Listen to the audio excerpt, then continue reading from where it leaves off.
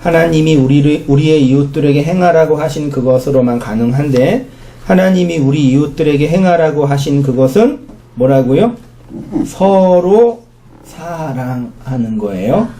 그냥 사랑을 베푼다가 아니라 서로 사랑하는 거예요.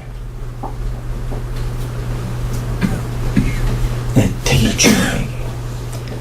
친절을 베풀고 뭔가 베푸는 게 아니라 그러니까 서로에게 사랑이 되는 거예요. 이렇게 말하자면 서로에게 사랑이 되는 걸 뭐라 그래요? 산술적으로 그걸 짝이라고 그래요. 서로에게 사랑이 되는 거를요. 그 십계명의 짝을 하나로 완성하셨는데, 그러면 하나님께서 우리에게 사랑을 어떻게 주셨냐면 앞에 5을 뒤에 5으로 주셨어요. 앞에 5과 뒤에 5을 예수님은 하나님 사랑과 이웃 사랑이라고 했고, 2계명으로 설명해 주셨고, 그래서 하나님의 말씀은 10로 5으로 2로 우리에게 건네주셨죠. 그냥 숫자를 하면 10이라는 10이라는 계명을 주셨는데, 이게 뭘로 나누어져요? 5으로 그쵸? 그리고 또 2로 마지막 하나죠. 이상하게 25장에 무슨 처녀? 열처녀. 그 다음에 5달란트. 그 다음에 2달란트. 그 다음에 1달란트예요. 누가 죽었어요? 죽었어요? 안 죽었어요? 누가 죽었어요? 하나가 죽었어요. 네, 하나가 죽었어요. 보세요. 그래서 하나님의 말씀을 10로 5으로 2로 우리에게 건네주셨고요. 그러니까 10계명은 5계명으로, 5계명은 2계명으로, 2계명은 하나로 우리에게 오는 거죠.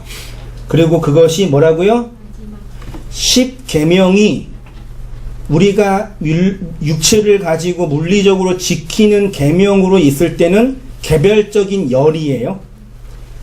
그것이 우리 안에 생명으로 사랑으로 주어지는 걸 하나라고 해요. 됐어요? 표현을 하면은요. 그러면 그 하나가 우리에게 어떻게 주어졌냐? 이 세상에 하나로 오신, 즉 독생자, 그걸 모노게네스라고 하는데, 모노게네스로 오신 예수 그리스도가 십자가에서 죽으심으로 우리에게 왔습니다.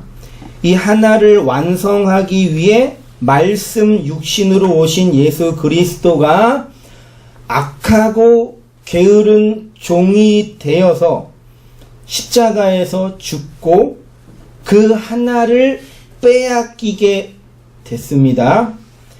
우리가 건네받은 하나님의 생명은 누구의 것이에요? 예수 그리스도의 죽음이에요. 생명은 반드시 뭐를 동반해요? 죽음을 동반해요. 살아 있음은 반드시 죽음을 동반한다고요. 우리가 하나님의 생명이 있으면 뭐가 전제되는 거라고요? 하나님의 죽음이 전제된다고요.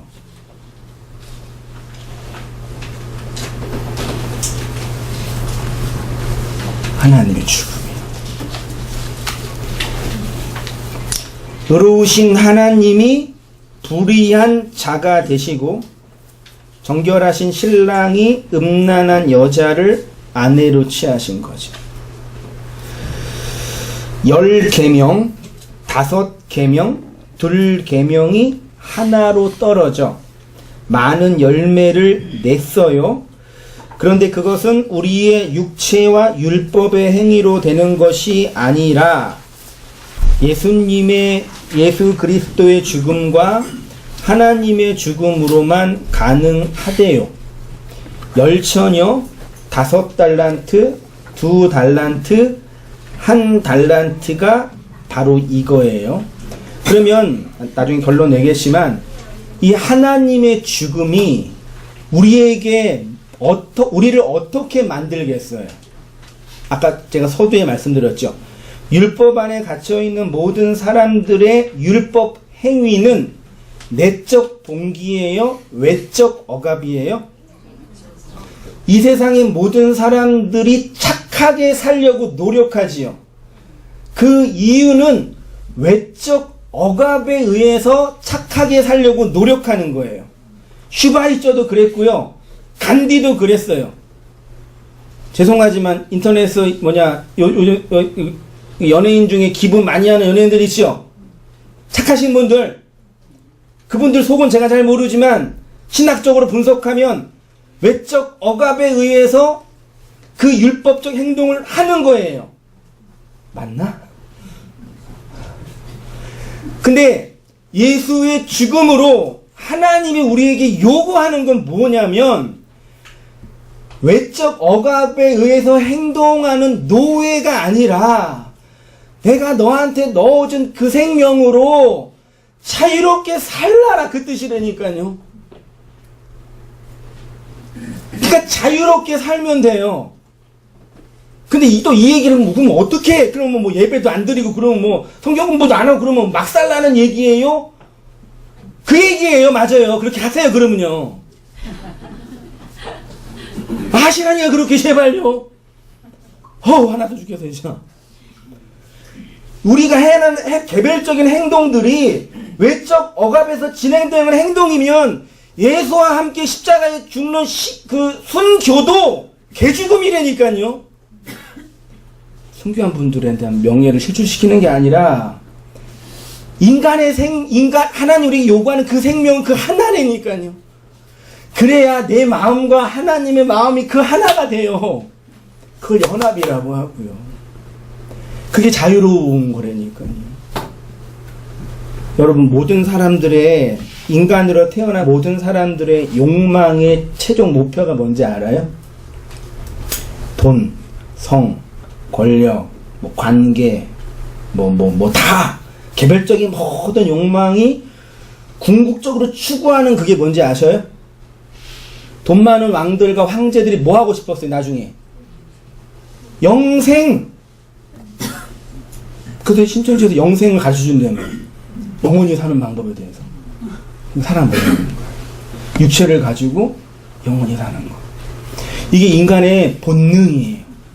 영생하고 싶어요. 제가 영생하는 방법 가르쳐 줄게요. 네? 이 자유로 사는 게 영생이에요. 아시겠어요? 하나님이 넣어준 그 생명 있지요. 물론 완벽한 100%의 그 온전은 없겠지만 최소한 하나님의 그것 있단 말이에요. 우리 그것 때문에 신앙생활 하는 거예요. 뭐 다른 것 때문에 하세요? 예? 그 생명이 내 안에 주어지면 그걸 자유라고 하고 그거를 안식한다 그러고 그걸 용서한다 그런다니까요. 왜 세상의 모든 사람들은 그 영생을 탐한단 말이에요. 탐하는데 내가 돈이 없고 실력이 없고 아무것도 안 되니까 탐 못하니까 찌그러져 있는 거고 그 환경과 형편과 실력과 돈이 되면 그 권세를 부리는 거예요. 다 이 구조 안에 다 갇혀 있단 말이에요. 진정한 영생은 하나님이 하나로 준 그 생명, 나의 죽음으로 경험되는 그거. 그러니까 언제 우리가 이 초월적인 카타르시스를 경험하냐면 개꼬리로 막 살다가 이게 이런 걸로 안 되는구나라고 그 자각이 일어날 때 있죠. 그날 밤 그때 주여 나 죽었어. 그때 그게 맞으면 그 남녀가 성 경험할 때 그 오르가즘의 극치, 그게 영적인 그 안식 행복이라니까요. 그게 있잖아요. 모르세요?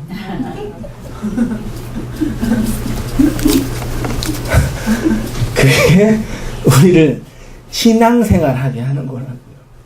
그 타인도 그렇게 대접할 수 있게 하고. 그걸 이제 제가 짝이라는 단어로 설명을 했어요. 보세요. 다섯은 다섯으로 남겨야 하고 둘은 둘로 남겨야 합니다. 이걸 짝이라고 하는데 이 짝은 결국 하나를 설명한 것입니다. 짝은 둘이고 쌍인데 하나죠. 짝은 하나예요, 둘이에요? 신기해 죽겠어요. 신발 한 짝. 그치만 두 개죠. 그치만 하나네. 네. 짝이 하나는 건, 하나가 된 거는 짝 서로를 향해서 서로 뭐 하는 거예요? 죽는 거죠. 그 두 개가 하나가 되잖아요. 짝은 서로 죽는 것이고, 서로 살아나는 것이고, 서로 사랑하는 것이에요. 그럼 우리의 짝은 누구예요? 집신도 제 짝이 있다 그랬잖아요. 이사야 34장 16절 너는 여호와의 책에서 찾아 읽어보라. 이것들 가운데 빠진 것이 하나도 없고 뭐래요? 제 짝이 없는 것이 없으리니. 우리의 짝을 누구로 주신 거예요? 예수로 보내셨단 말이에요. 그래서 누구든지 너로 억지로 오리를 가게 하거든. 이게 밀리온이 오리가요. 이게 천이라는 단어예요. 로마인들에게 천걸음이라는 개념이라던데, 억지로 천걸음, 천을 가게 하거든, 안가리오, 이렇게 끌고 가거든, 강요시키거든, 천 내나, 그러거든, 그 사람과 심리, 이건 완벽한 오역이에요. 말도 안 되는 오역이에요. 이걸 듀오라고 해요. 짝, 둘. 네. 이 율법의 세상에서 율법이 우리에게 뭘 요구해요? 내적 생명으로 살지 말고 내가 너한테 요구하는 이 욕망으로 억압으로 살라. 그걸 요구하잖아요. 억지로 끌고 가잖아, 율법이라는 그놈이. 그때 걔한테 끌려가지 말고 그 짝으로 살라, 그 뜻이에요. 근데 맨날 뭐예요? 다 끌려가잖아요.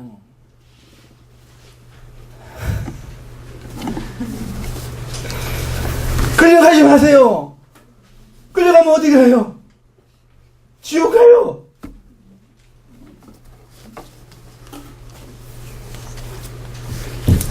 예수 그리스도가 우리의 짝이 되어 신랑과 신부가 되어 서로 주고 하나가 되는 것이 구원입니다.